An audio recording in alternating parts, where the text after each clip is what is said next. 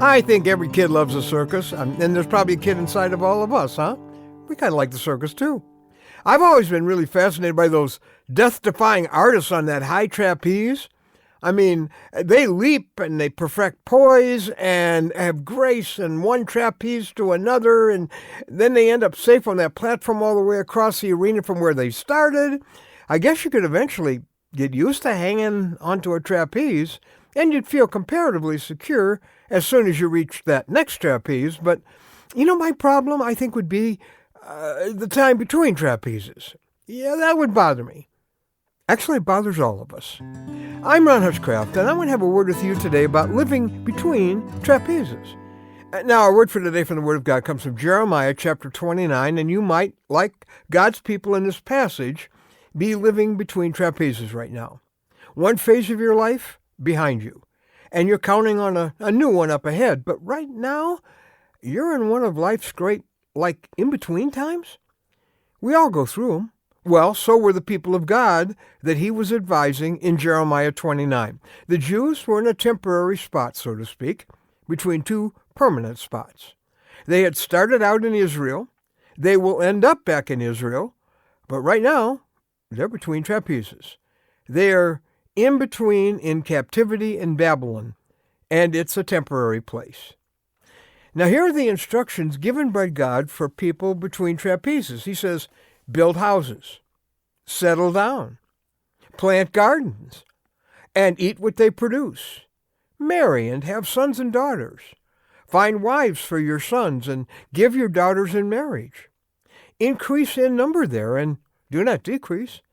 Also, seek the prosperity of the city to which I have carried you into exile. Pray to the Lord for it, because if it prospers, you too will prosper. Okay, now the message seems to be this. When you're in between, don't hold back. Live as if you're going to be there the rest of your life. He uses words like build, settle, plant, increase, work for the good of that city, improve where you are. Now I can hear you saying, but Lord, this isn't where we want to be.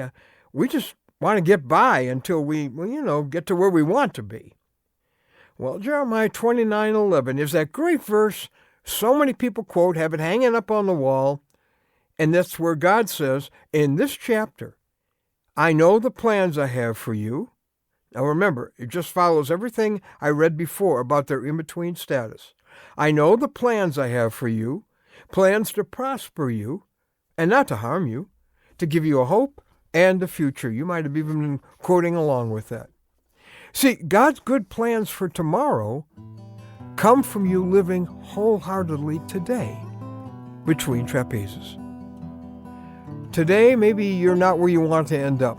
Maybe you're between jobs, or you're in one that's just a stopgap. Or you're single and you're waiting and wanting and hoping to be married. Maybe you're living in a temporary situation, or you're waiting for some breakthrough.